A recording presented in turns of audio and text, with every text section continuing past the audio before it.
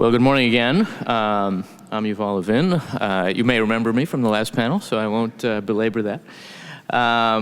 Our conversation turns now to a more specific idea about how to think about the relationship between Congress and the administrative state, and a way of thinking about how to empower the Congress to take up some of the challenges that are posed to it by the contemporary administrative state. The idea is a proposal advanced by one of our speakers, Philip Wallach, together with the co-author Kevin Kosar, in an essay for National Affairs in 2016, in the fall of 2016, a proposal for a Congressional Regulation Office on the model of the Congressional Budget Office to enable Congress, in a sense, to keep up with the administrative state and also to exercise oversight in more constructive and effective ways. We'll talk about what the proposal involves and then think a little bit about whether it's a good idea and what it might mean in practice. Joining us to talk about it are, as I say, first one of its authors, Philip Wallach. Phil is a senior fellow now, senior fellow for governance studies at the R Street Institute, where he works on separation of powers and especially on the relationship between Congress and the executive. He was, before that, a senior fellow in governance studies at the Brookings Institution. He's the author of To the Edge, Legality, Legitimacy, and the Responses to the 2008 Financial Crisis, published in 2015. We'll hear after that from Rena Steinzor, the Edward Robinson Professor of Law at the University of Maryland Law School. Her scholarship is focused on administrative law, consumer protection, the U.S. regulatory system, environmental law. She's the author of many books on these subjects, and also a former senior congressional staffer who played a key role in, among other things, authoring the Superfund statute and other important environmental legislation. And we'll hear after that from Jack Bierman. Jack is a professor of law at Boston University's Law School, senior fellow at the Center for the Study of the Administrative State, and co-author also of one of the leading textbooks on administrative law, and a scholar of Congress and the executive. So, Phil, why don't you start us off really with a bit of an overview about what the idea is and general thoughts about it, and we'll pick up from there. Okay, thanks so much, Yuval, and thanks to Adam for having me here today and the Center for the Administrative State. I've really benefited so much from the events you have over the years. So I thought I would start out just to make things a little bit concrete, talking about something from the news, and Ambassador Gray preempted me a little bit. So just looking at this dispute about the CAFE standards, and that's been in the news lately. And so in EPA Administrator Scott Pruitt's announcement, he said, Obama's EPA cut the midterm evaluation process short with politically charged expediency, made assumptions about the standards that didn't comport with reality, and set the standards too high. And he actually argued that reducing the stringency of some of the fuel standards would improve realized fuel efficiency because more people would be able to afford the new cars that are in general more efficient, and that would be better for realized efficiency than forcing a very high fleet-wide target on manufacturers that will put out cars that are too expensive for people to want to buy. Environmentalists and other supporters of the Obama administration's standards were, unsurprisingly, very quick to condemn that decision, said Senate Majority Leader Chuck Schumer. As usual, the administration sides with big, powerful special interests over the interests of average American families who will pay the price for lower miles per gallon and dirtier air, said California Governor Jerry Brown. This cynical and meretricious abuse of power will poison our air and jeopardize the health of all Americans. And we can find the same debate over this particular policy question playing out among people who can credibly claim to be experts rather than political leaders.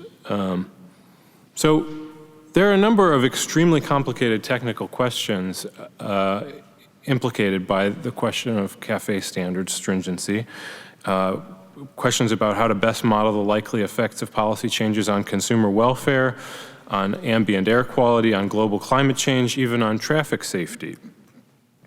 But there are also embedded a number of big, important, fundamentally political questions that cannot be resolved by technical analysis. how to balance the importance of each of those different considerations centrally.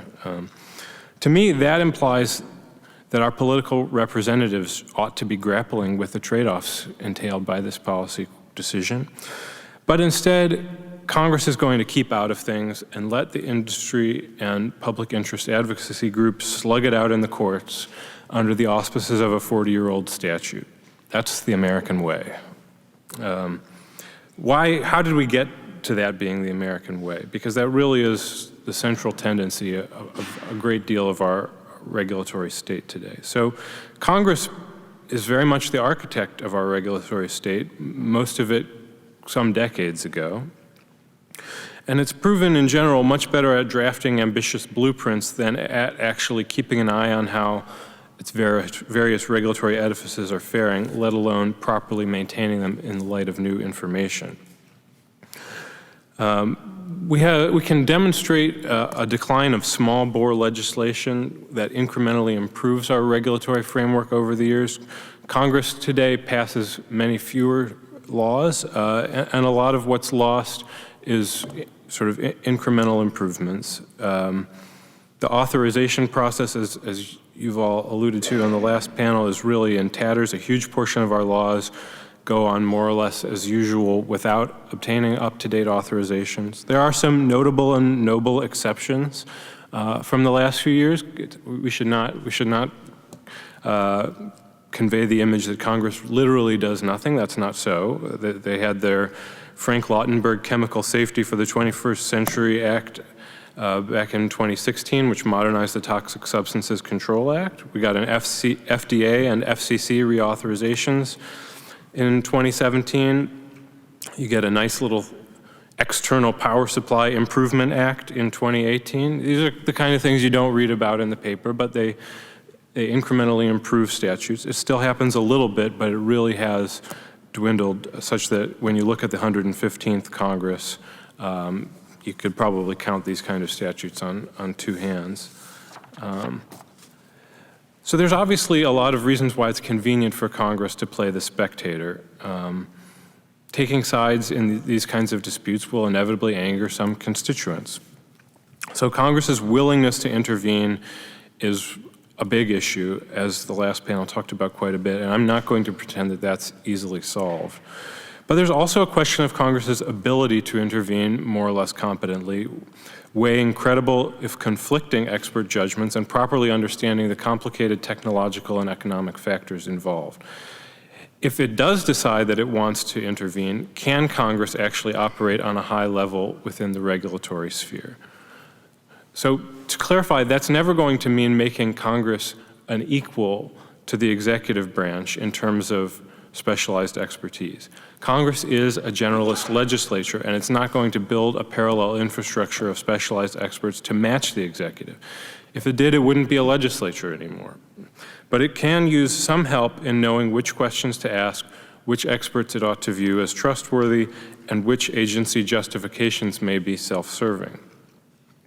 So, admitting its own weakness in the regulatory sphere today, Congress can make itself stronger, and that is where the idea of a Congressional Regulation Office would come in.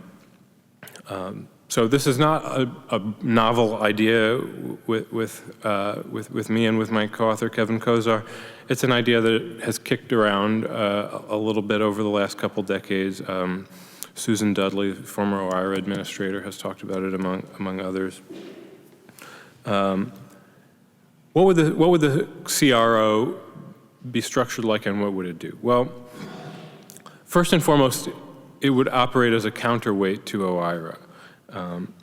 OIRA is a part of the executive office of the president, and as such, it must be understood as a presidential tool for influencing and controlling the bureaucracy.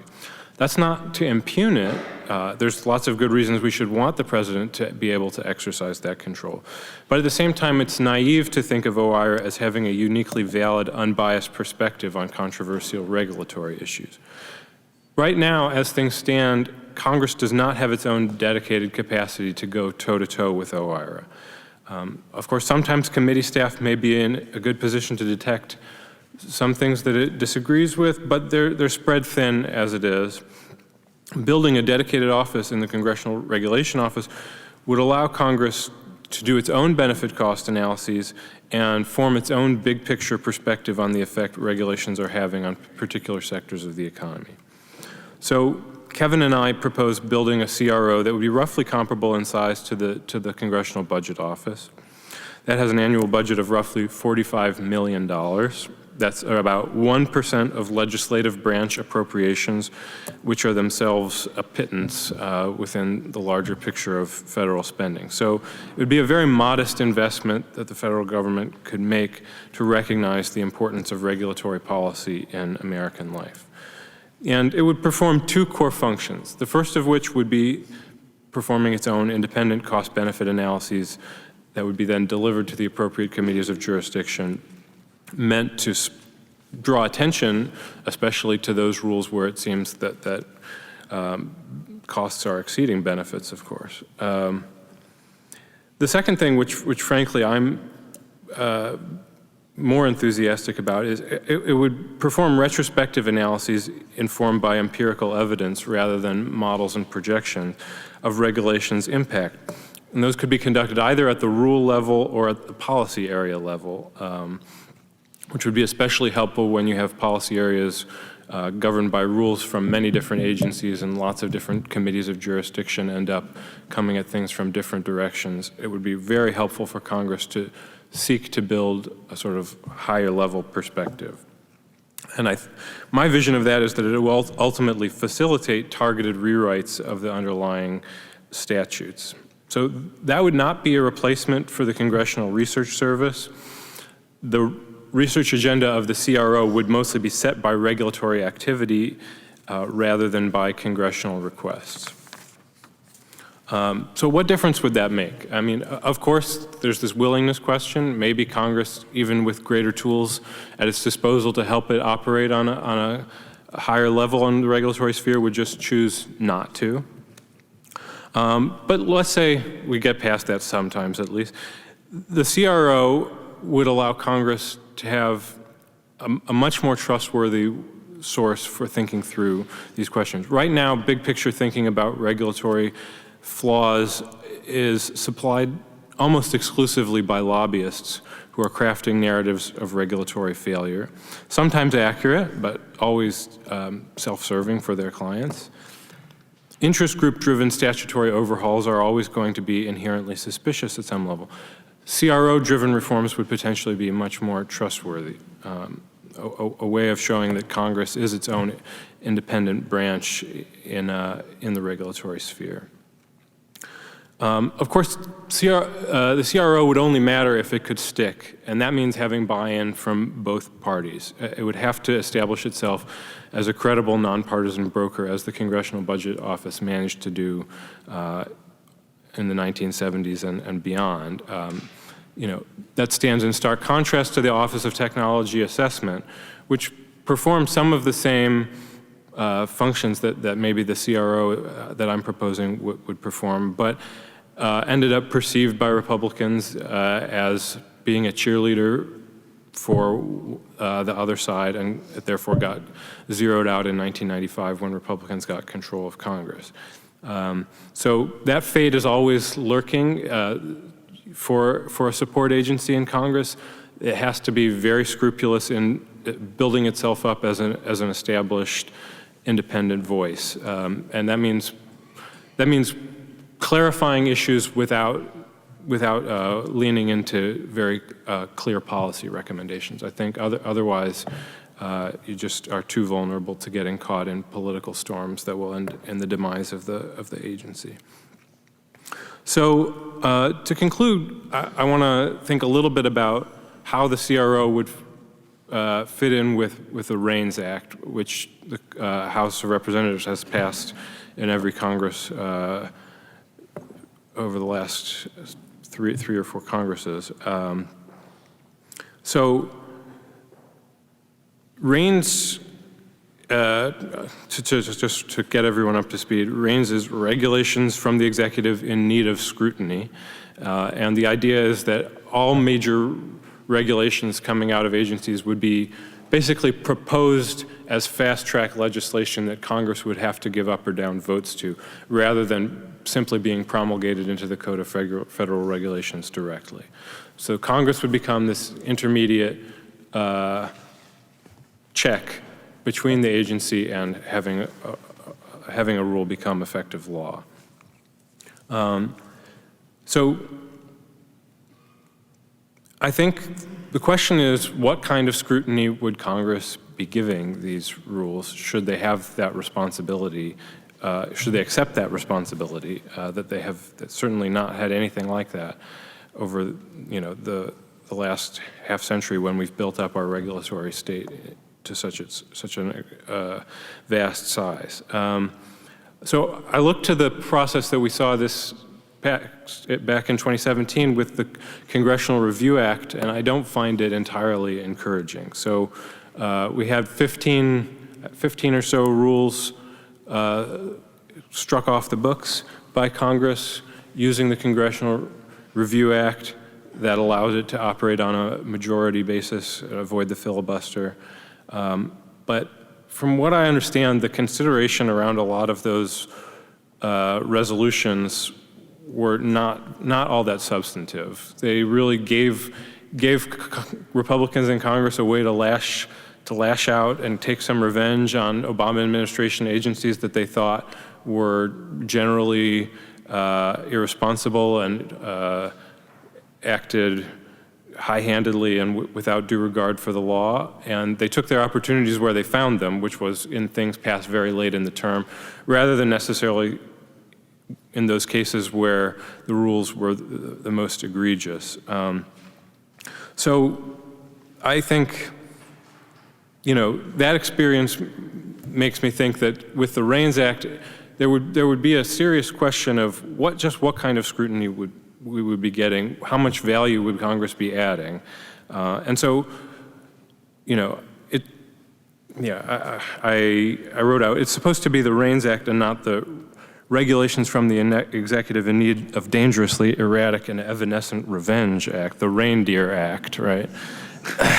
So I think having a Congressional Regulation Office available to help Congress get a handle on what it is they'd be voting on if REINS were in place would be absolutely crucial. Or if they weren't going to build a CRO specifically, they would need to radically restructure committee staff and build up the capacity at a level it's just not at today, to be really serious players, to make those votes not perfunctory, not just about when interest groups got in their ears and made them worried about something. So I think especially if Congress does get to the point of passing REINS, I think it should very seriously consider putting a Congressional Regulation Office into place. So I'll leave it at that. Thank you, Phil. Rena, please. Well, I'm an old lady, and I have actually had the experience of living in Dingle Land. I worked for Jim Florio on the reauthorization of Superfund in the mid-'80s, and at that point, Congress was far more functional than it is today. I'm also your resident skunk at the picnic because I approach things from the left perspective. And so I will open with the happy surprise that although we are on opposite ends of the political spectrum, Phil and I agree on some fundamental assumptions, and we may even agree, I'll have to ask him during lunch, that the constant stream of tweets is a little exhausting.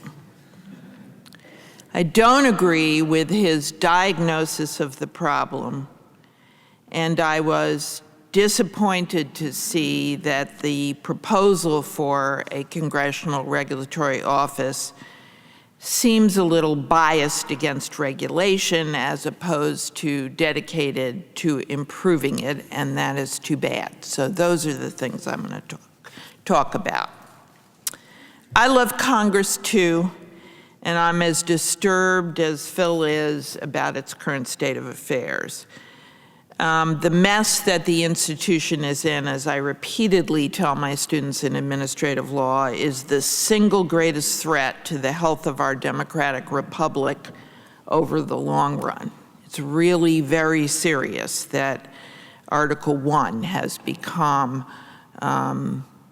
such a dysfunctional institution. I also agree with Phil that the demise of the Office of Technology and the diminution of the budgets of GAO and CRS are extraordinarily unfortunate. And I agree that in a perfect world, the advice of objective, science-based experts would be just what the doctor ordered for Congress in the regulatory arena. On the other hand, I would put a different emphasis. I think that there are very good reasons why Congress has delegated the implementation of all these programs to the administrative state. I don't think that it has a healthy relationship with the administrative state. It seems to spend more time bashing bureaucrats than conducting healthy and constructive oversight. And I'm very troubled as I see that, especially in the House, there are people that are elected to office who literally want to bring the government down. They're not at all sanguine about the utility of government. Instead, they adhere to Grover Norquist's famous statement that he wants to get it down to the size where he can drag it into the bathroom and drown it in the bathtub. So that is both a celebration of our convergence and also the beginning of my explanation of my disagreement with what Phil has said. I think the diagnosis that he offers, that Congress is in trouble because regulation is complex and it doesn't have enough expert advisors to help it understand those complexities, is a little like observing that a lung cancer patient with type 2 diabetes happens to also be suffering from a head cold. Pulling the camera back, Congress is in trouble because campaigns are outlandishly expensive and members spend most of their time dialing for dollars. Citizens United so corrupted the fundraising process that industry lobbyists have overrun Capitol Hill and regulatory agencies, giving average citizens very limited opportunities to influence policy in the regulatory arena or anywhere else for that matter.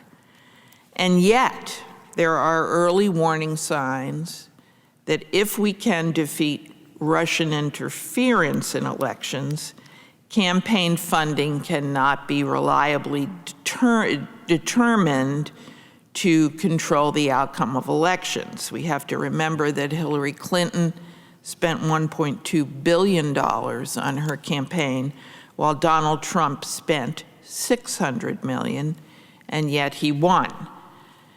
So members need, whether they realize it or not, to have some sense of what voters really think.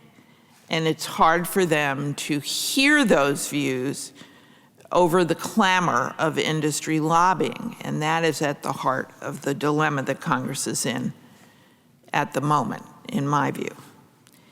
Congress has never been an easy or efficient place to work, but current gridlock, as Boyd and Gray pointed out, and as has been documented by experts like Norm Ornstein and Thomas Mann, comes from the following self-inflicted wounds.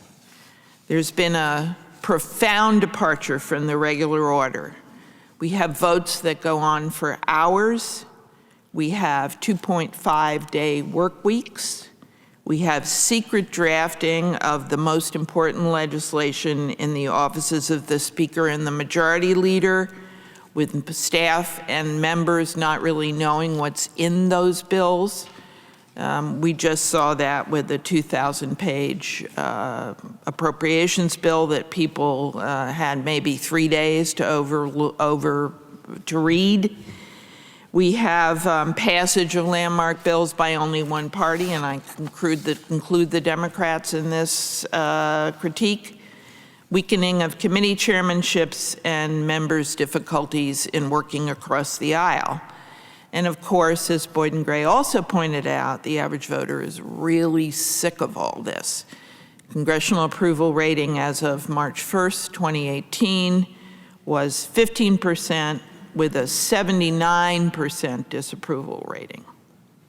And all of these problems were on radiant display when Congress moved to bring down 14 regulations under the Congressional Review Act.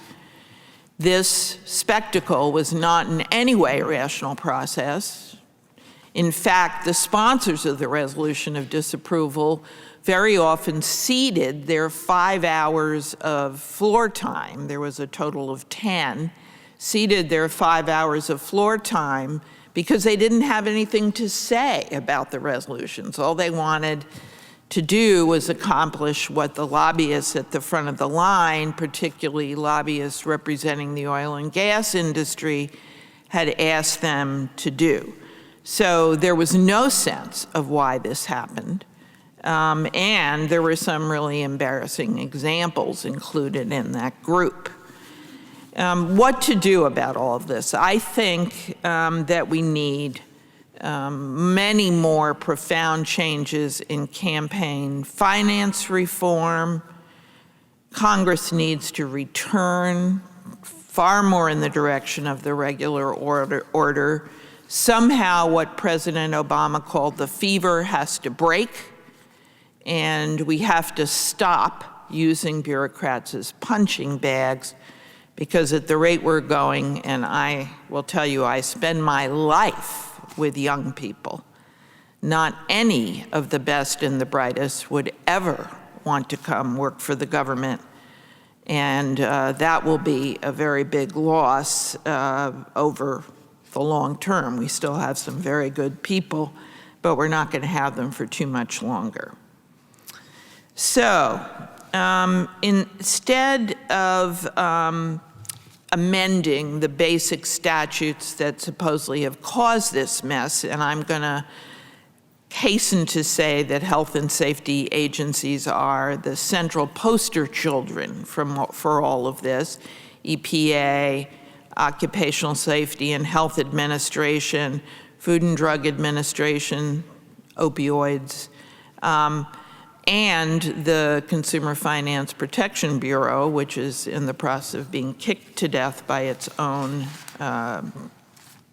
head chief. All of these poster children operate under statutes that haven't been amended for 30 or 40 years. Instead, what Congress has done is layered process, neutral seeming process on top of neutral seeming process, to the point that it has achieved paralysis by analysis, whether it wants to, intended to or not. The problems that are being avoided now range from climate change, which is not a hoax. We don't have time to go there, but I'll just say that.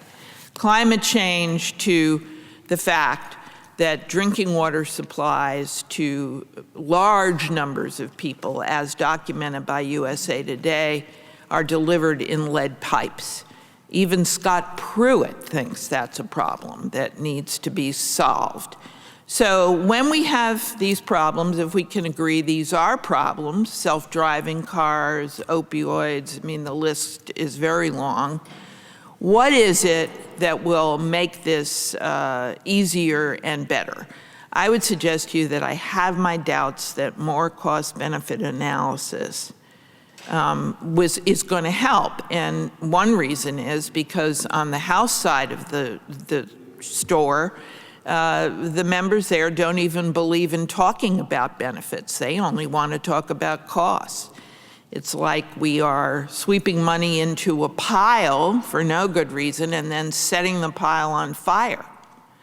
So until we can break those assumptions and return to some kind of rational discourse until the American people get so fed up with food safety, food unsafety, drinking water poisoning their children, their very young children, climate change, which is going to cause more and more and bigger storms and slowly start to sink Florida, New York, and other coastal areas. Until we get to that point, I don't think that more analysis is really going to help us. I think what we need to push Congress to do, as I also believe is its core problem, is to talk about what it's talking about. So if it doesn't like the Clean Air Act, it should have the courage to go onto the floor and debate it. It doesn't have that courage, and it relies on process because it knows that the Clean Air Act is very, very popular among the American people. And they don't realize that it has been sabotaged for years by defunding, by bureaucrat bashing, by outmoded laws, to the point that it is barely functional anymore. So I hope I've been a good skunk, and I hope that we can get into it a little. Thanks very much, Jack. Hey, you may be wondering why my name isn't on the program or a description. It's not because I'm in the witness protection program and I've emerged for today. It's because I'm in town for a meeting of ACUS, and I decided that I wanted to have some amusement, and since Congress wasn't in session, I would come to this conference, because Adam always puts on a good show. And so when I walked in, Adam said, you know, here's something you've written about, because I've written a couple papers on congressional oversight and of the administrative process, so why don't you go on the second panel? So I jotted down some notes of something that I'm going to try to be very specific of a device that's used in the States, but I have to use the disclaimer, a slight modification of disclaimer of one of the people on the first panel, which is the views you're about to hear, since they were drafted about an hour and a half ago, are not necessarily those of the speaker.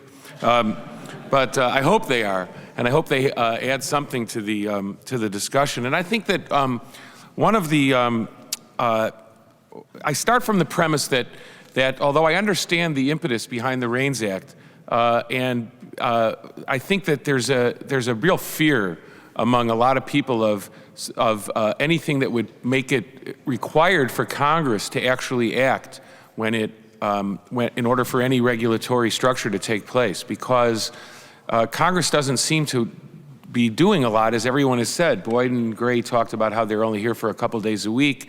There's all kinds of reasons why they don't act as much. They do tend to be able to spend pretty much money. I don't know, but that, you know, I think they can do that quickly, I guess. But they, given their continued increase in the national debt. But I think it's a fact of life that there's going to be a lot of delegation to administrative agencies in ways that Congress is not going to be able to just stop the way that the REINS Act would stop it. And so I think that the goal that the way I come at it is that it would be a positive thing to increase Congress's responsibility for and influence over the administrative state. I think almost everybody agrees with that, regardless of political stripe. So, and the question is how to do that. And I think that this, the idea of a congressional regulation office it's a good step, I think, in the right direction, but I'm not sure that just setting up another bureaucracy which is going to produce reports is something that would be, have the action items that would be sufficient to really make a big difference. So what I wanted to talk about is something I've written about in the past, which is something that's done at the states. And some of you may be familiar. It's done in about a couple of dozen states. There's an entity in the state legislatures called the Joint Committee on Administrative Rules.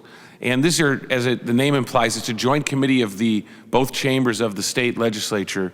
And it has responsibility to do oversight of newly proposed rules. And I think there's nothing that would preclude it also from having an oversight function in a retrospective way, of looking back, for example, based on a new court decision or a new problem that arises.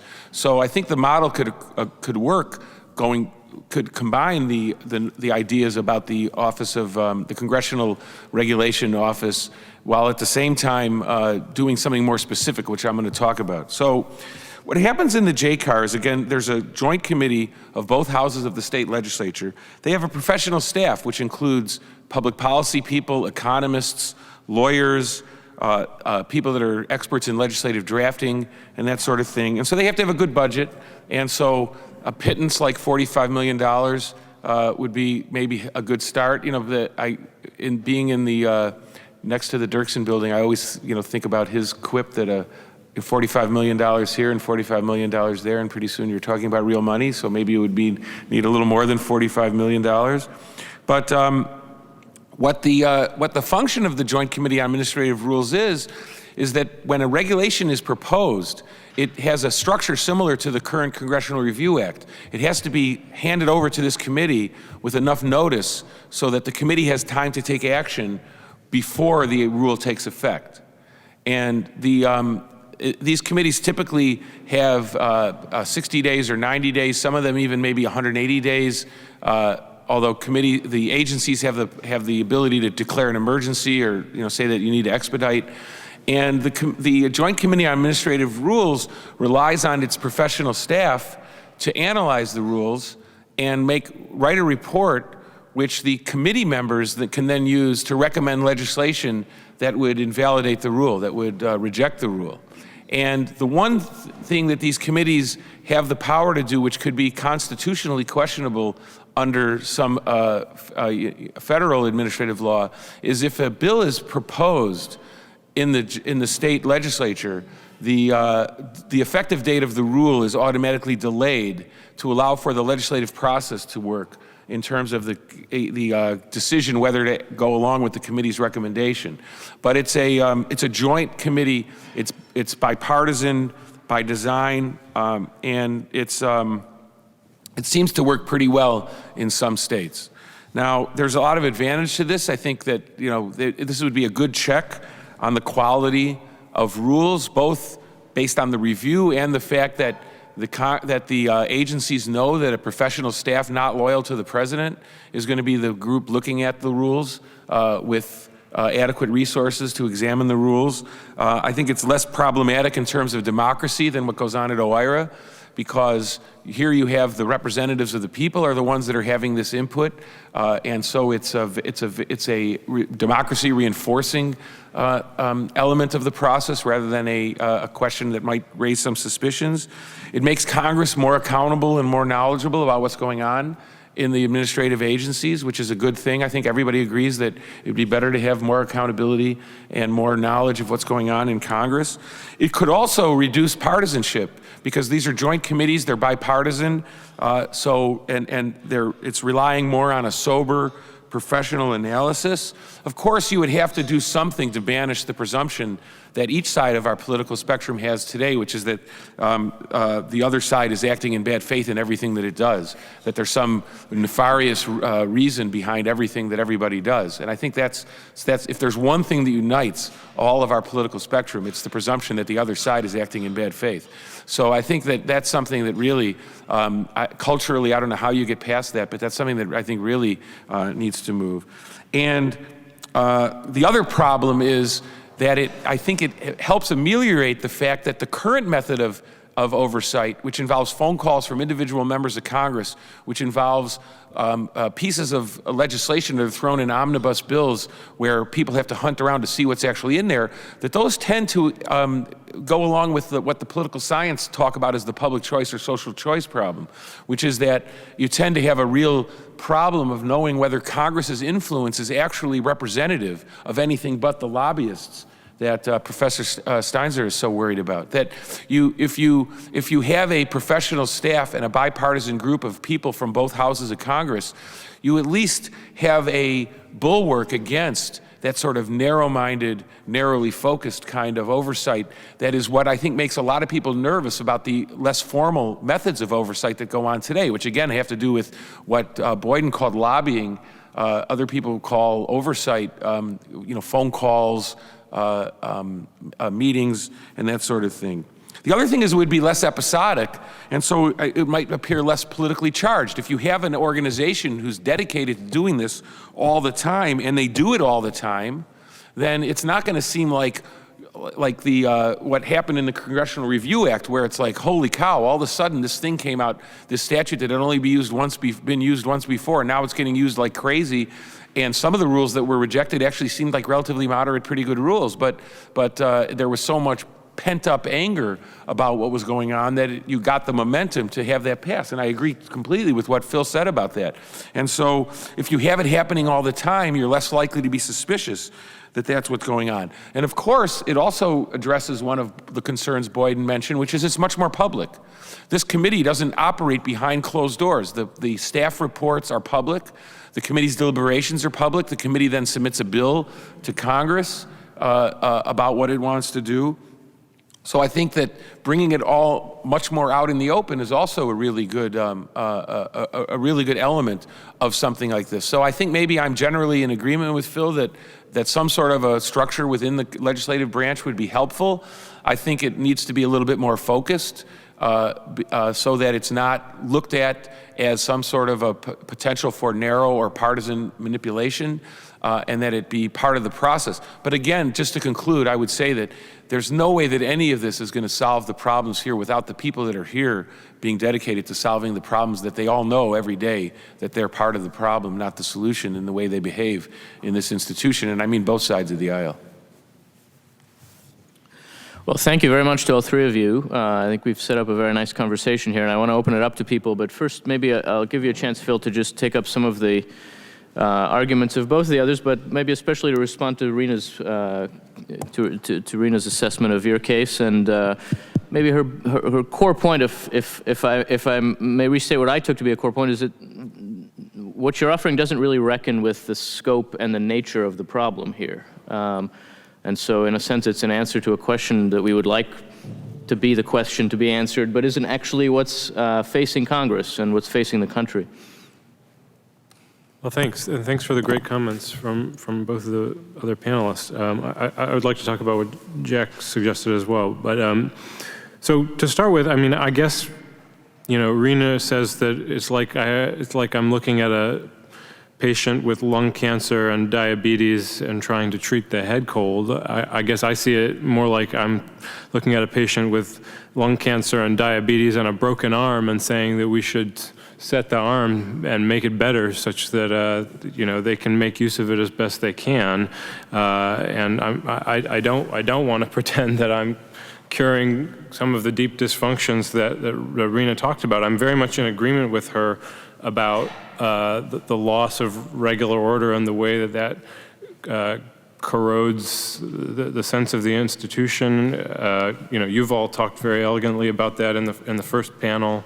This is something I am writing about on a regular basis. So I just think there's also things we can look at on the capacity side that are actually important and that we ought to think about doing, and that might be able to move because there's a genuine bipartisan appeal to them, even in very partisan times when hardly anything can have that. So that then gets to the other main point that Rena lobs out, which is that this is all inherently anti-regulatory somehow.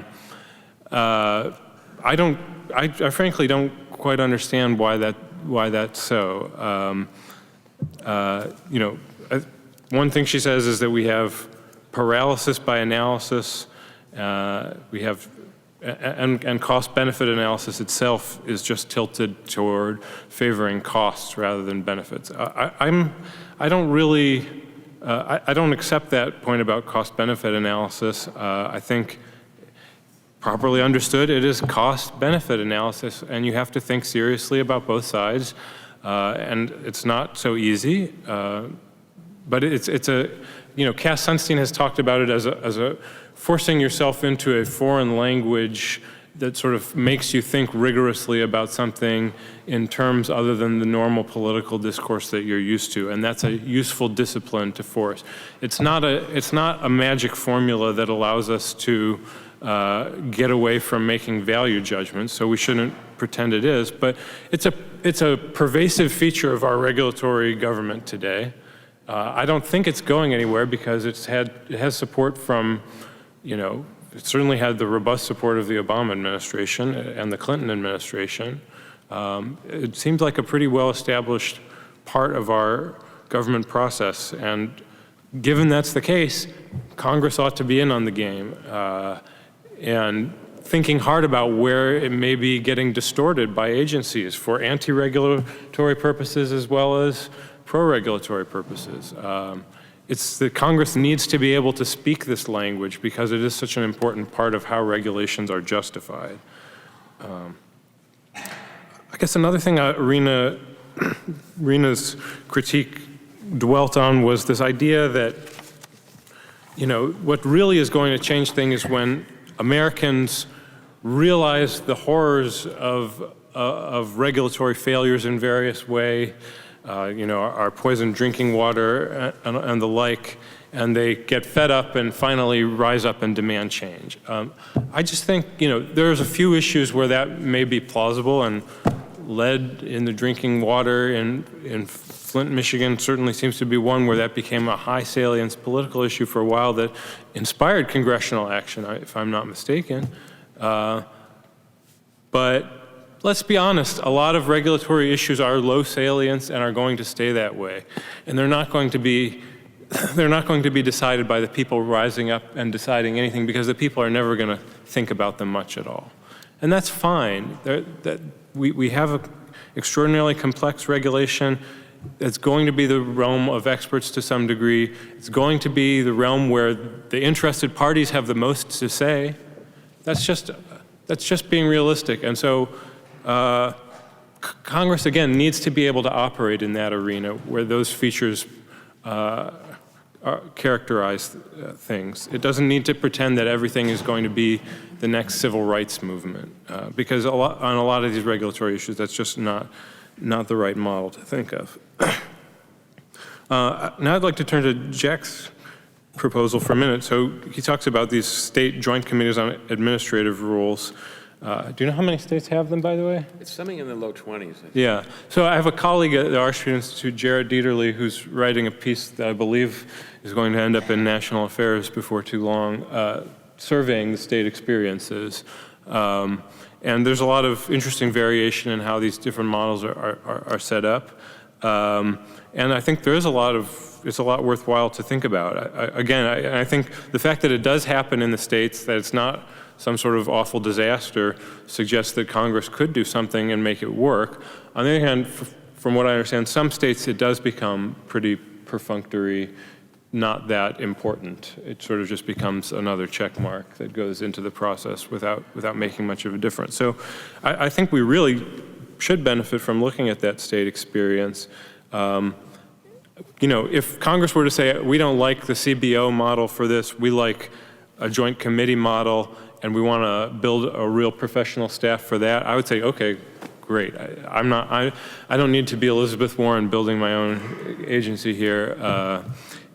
I'm interested in the principle and seeing Congress assert itself in a responsible way in the regulatory sphere more generally. So if they thought the JCAR model was the right way to go, I would be an enthusiastic supporter of that.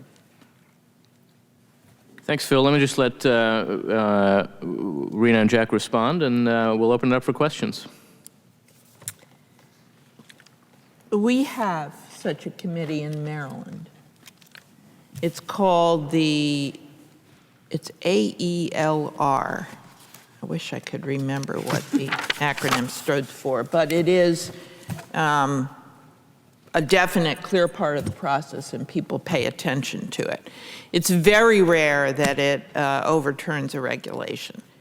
And I guess on the national level, what would concern me about it would be if the rule would not go into effect unless there was approval and there was no time frame for that, because that is, reins dressed up, and that's of a lot of concern. Let me be very clear that what troubles me at the most basic level is that we have a bunch of laws that are in effect and people are advocating ignoring them.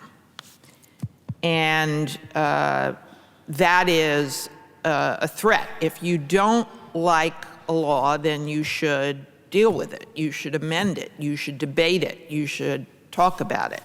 You shouldn't engage in a sophisticated sabotage by defunding the agency. Cost-benefit analysis, let me just say, is here to stay, whatever I might think about it. What I'm trying to say is that it is becoming more and more irrelevant. We spend a lot of time writing these things. They are biased. I have ample literature that indicates that they are biased when they monetize benefits. Benefits always end up being a low number, and costs end up being exaggerated, which is why I think that you make a very good point that we need to look retrospectively at what the cost estimates were and what the costs turned out to be. So if we have a House of Representatives that says we don't worry about benefits, we are preoccupied with costs, and I have been testifying as the skunk for a few years now, and every single committee I've testified in front of has done the same thing, ignore the benefits and focus on the costs. Cost-benefit analysis, making Congress familiar with it, might be a very good idea, but I think it's a sprained wrist, not a broken arm. Regulatory failures, let me just mention, lead in drinking water, very important. There is not, all the schools in Baltimore, K through 12, serve bottled water to the kids because they know the pipes are very dangerous. Lead is highly toxic. There's no one in this room who would disagree that taking lead out of gas was a great accomplishment. Lead in drinking water is the next frontier. Climate change. I mean, I can't overemphasize how important and serious that is. Deep water drilling, oil refineries, the 2008 crash, imports from countries that have no regulatory system, and last but not least, guns are all regulatory problems that a lot of Americans feel need to be solved. And we'll see what happens electorally as a result of that concern. Anyone who thinks that the polarization between the rural parts of the country and the heavily populated parts, as exemplified by the current president, I don't know what to say. We've tilted very far, in a very extreme direction, and I just don't think that Band-Aids are going to do the trick. So let me just leave it at that. Jack? I just want to very quickly say a couple of words about cost-benefit analysis, because I actually think that there is I agree with Rena that there's overemphasis on thinking about costs, and I think that it's important to understand, in my impression from what I've read as much as I can find on this, that basically any rule that gets through the gauntlet of OIRA is going to be wildly cost effective, and that basically the total effect on the well-being of the country by administrative rules is massively positive. The problem is that the people that are negatively affected by it feel it pretty strong because there's a distributional question. You have everybody breathing cleaner air, but you have certain businesses that have to spend a lot of money to get that for the rest of us. And whether that should be something that the government has to pay for or whether it should go into the cost of their products, that's another question. The thing is that what happens with cost-benefit analysis, because it's so clear, I think the research shows so clearly that most of the regulation is wildly positive in terms of its social benefits, that what happens is you end up you get an attack on the cost-benefit analysis. So there's all kinds of technical reasons. You're talking about side effects, not the main benefits, so therefore it's not legitimate for the agency to consider those, even though they're wildly positive and help society. Or you get disputes over what the numbers say. You get, I think, really twisted analyses of some of the things. And I'll give an example. I don't mean to pick on one side or the other, but I'll give an example of the way that cost-benefit analysis can be manipulated in the executive branch.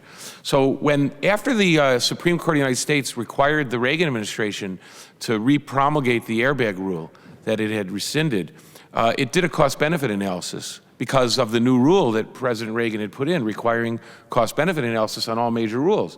And that cost-benefit analysis showed that the rule that was being considered was either slightly beneficial or somewhat costly in terms of not being cost-effective. So that was the analysis that they did, and it showed that there was a question whether it was actually really worth doing socially. The cost-benefit analysis did not consider the value of preventing death or the value of preventing serious injury. Those were non-monetizable. So therefore, if you actually just assigned like an average number that agencies use for death or for serious injuries, you end up with a $10 billion social gain by that rule. And so in any sort of executive branch where there's one person who's in charge of it, any kind of analysis like that is subject to serious manipulation for whatever reasons.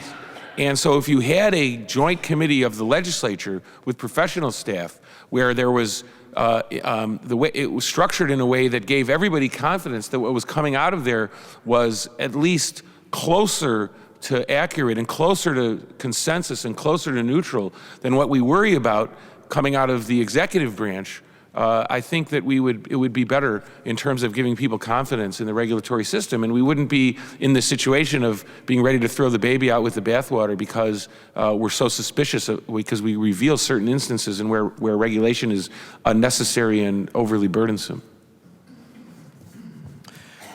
Well, let's open things up to questions if there are questions.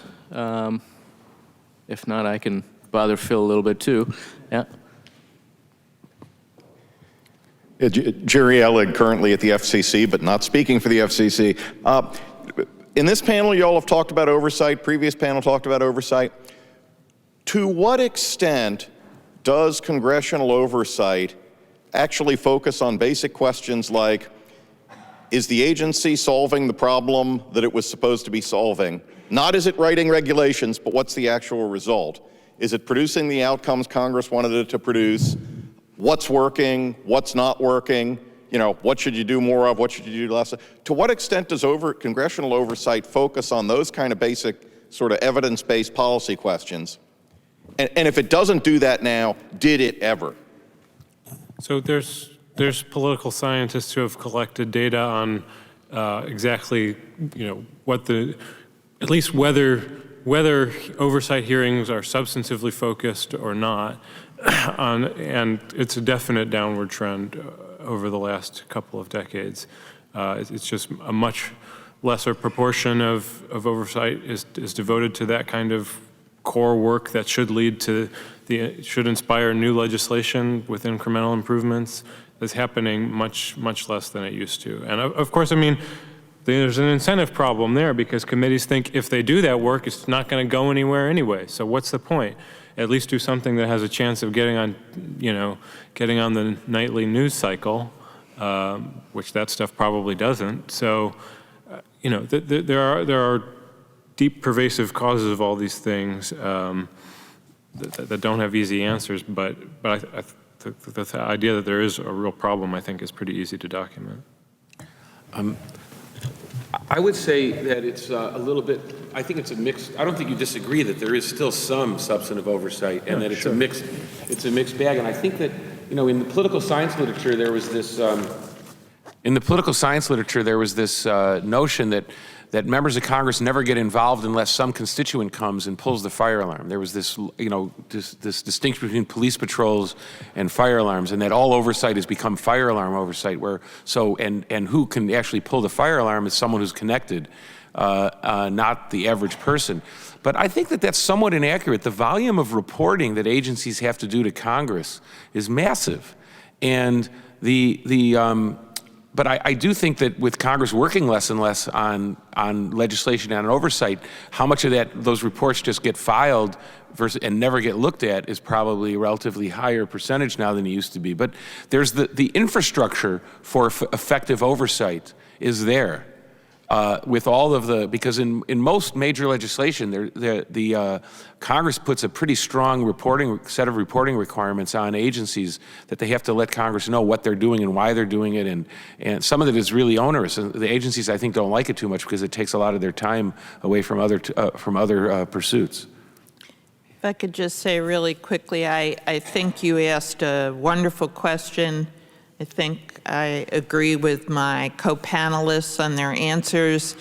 The one thing I will say is if the Democrats take back the House in 2018, you are going to see congressional oversight of nonsense like what Scott Pruitt has been doing in spades, and it'll be very constructive. I mean, there'll be no more of these security detail 24 hours a day, special padded phone booths, $68,000 in first-class travel in a period of just a few months. The corruption that we're seeing in the government now will be a very productive topic for congressional oversight. It's very effective.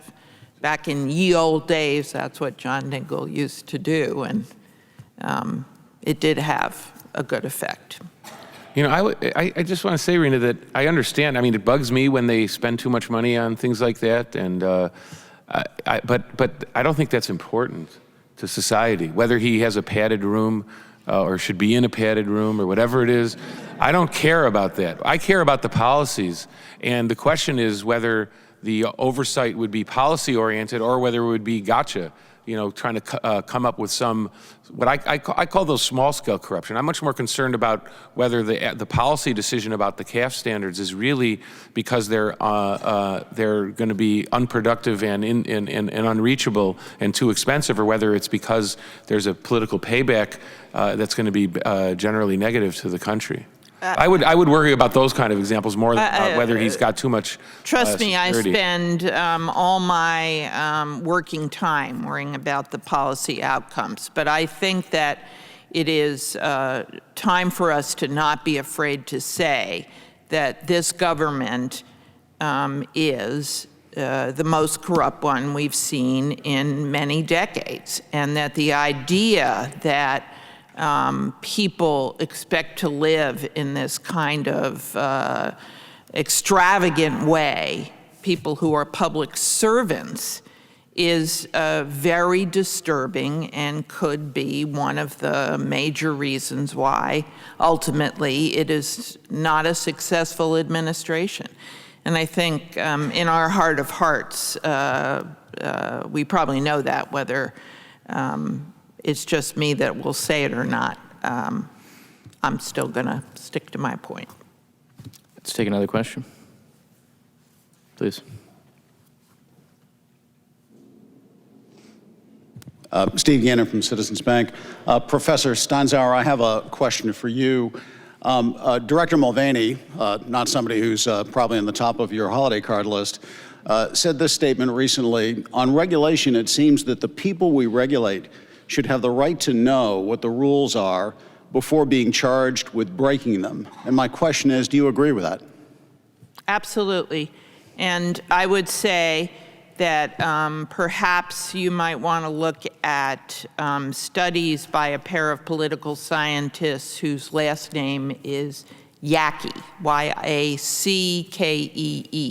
And what they have shown through empirical research that really is first class, is that the rules and the legislation is heavily, those processes which go on for years and years, are heavily influenced by the industries that are regulated, more than by any other interest.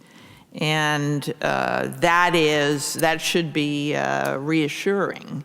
What I always find amazing is that people criticize the length of the regulations when a lot of those that fine-tuning and elaborate provisions were adopted at the bequest of regulated industries. I don't think regulated industries are shut out at all, but people should get notice, yes. Phil? I just want to follow up because I happen to know that work by Susan Webjacki especially pretty well. The thing is, it only shows that the industry is in fact the most frequently influential player in this game. It can't tell us what the nature of that influence is. And it's just not surprising, given that they're the ones who are most directly affected by it, that they have the most to say about it, and ultimately end up changing regulators' views more than people who are coming in from the outside. It's just, that's not to say it's all benign, but I think that work really can't take us very far.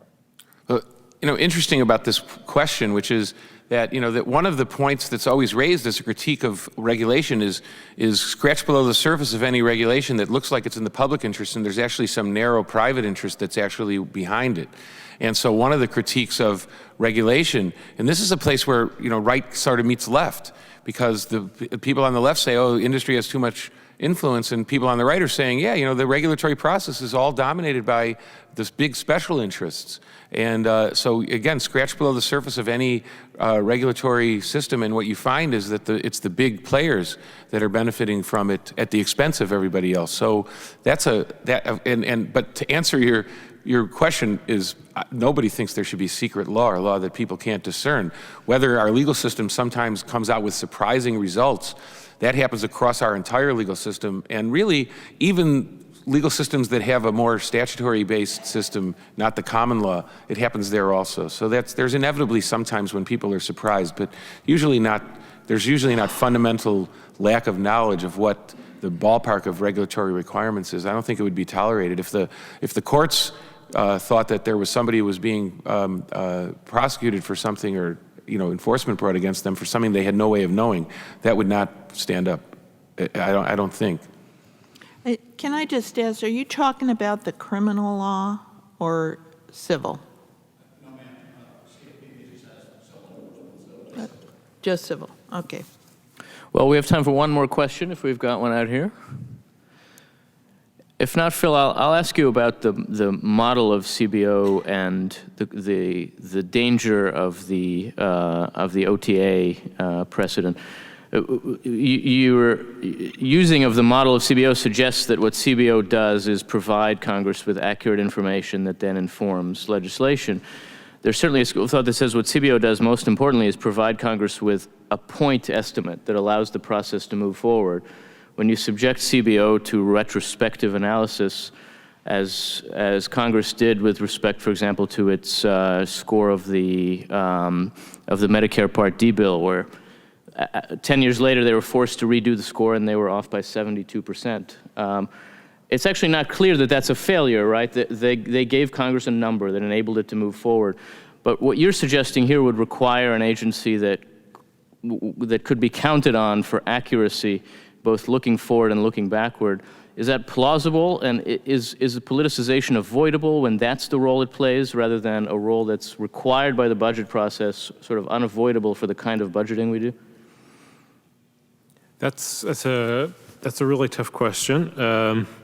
I think, again, I think the way I envision this, including in the retrospective reviews, is to think of the CRO as enabling Congress to wade through a lot of complex data that it would otherwise be totally confounded by. And And it would have to work very hard to be able to try to do that, to try to lay the issues bare, and to separate the technical analysis from the political questions as much as possible. That would all be very tricky. It would be a tightrope act. But I think it could be performed well, and I think it would leave Congress a lot better off. Again, I don't think the agency would be deciding anything for Congress ideally, because as soon as automatic effects attached to anything that it did, then it would become, the incentives to game it somehow would become too great. So that's the model. I think, it would be hard. And I think, one thing I would say is the prestige of the economics profession today is much, much lower than it was in the past, which it might make getting something like this off the ground difficult. Well, thank you all very much, and let's thank our panel and break for lunch.